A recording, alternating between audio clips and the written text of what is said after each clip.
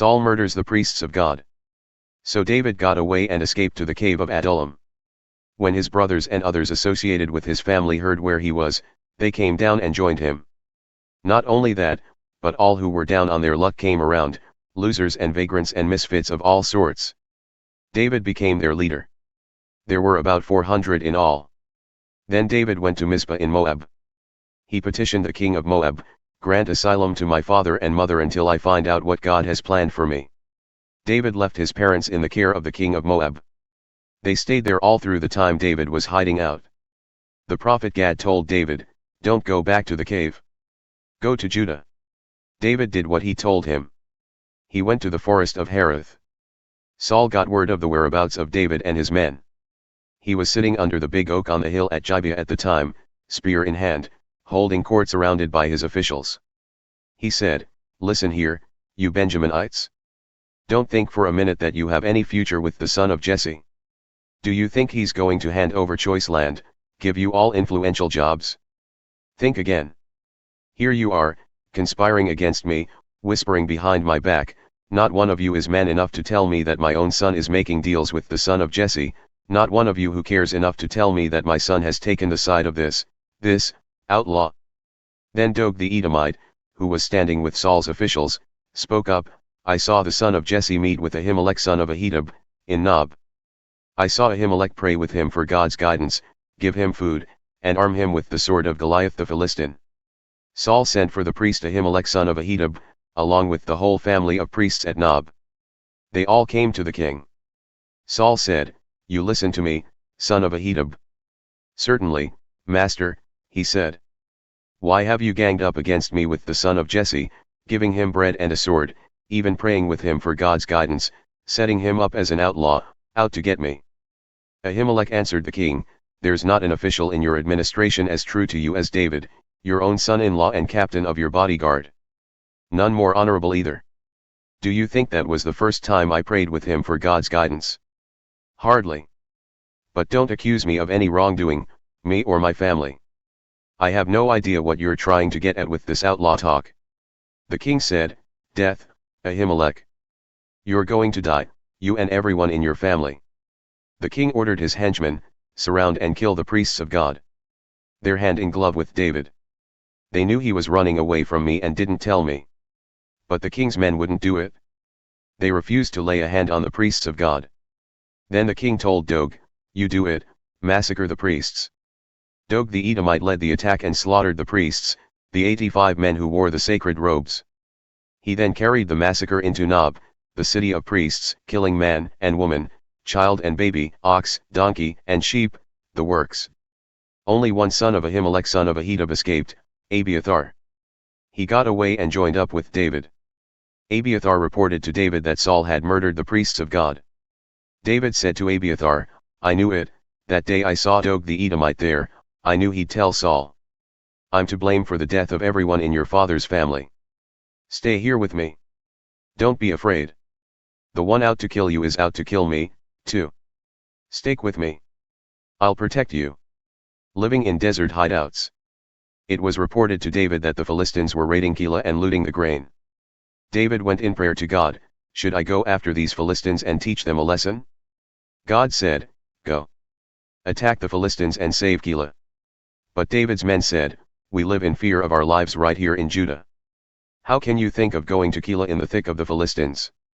So David went back to God in prayer. God said, "Get going. Head for Keilah.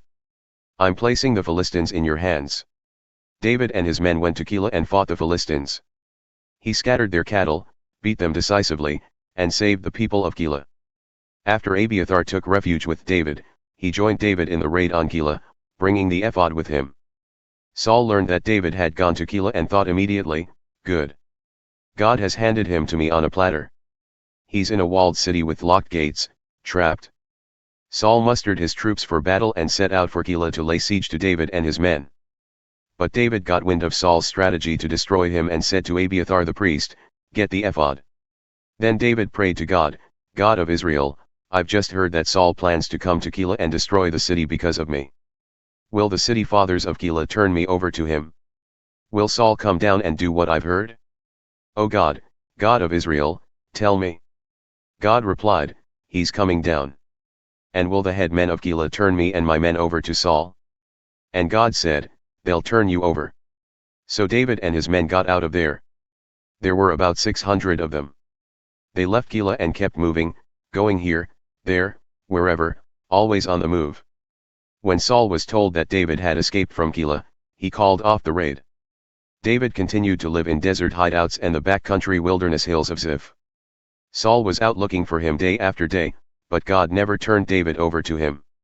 David kept out of the way in the wilderness of Ziph, secluded at Horesh, since it was plain that Saul was determined to hunt him down. Jonathan, Saul's son, visited David at Horesh and encouraged him in God. He said, Don't despair. My father, Saul, can't lay a hand on you. You will be Israel's king and I'll be right at your side to help. And my father knows it. Then the two of them made a covenant before God. David stayed at Horesh and Jonathan went home. Some Ziphites went to Saul at Gibeah and said, Did you know that David is hiding out near us in the caves and canyons of Horesh? Right now he's at Hakilah Hill just south of Shimon. So whenever you're ready to come down, we'd count it an honor to hand him over to the king. Saul said, God bless you for thinking about me. Now go back and check everything out.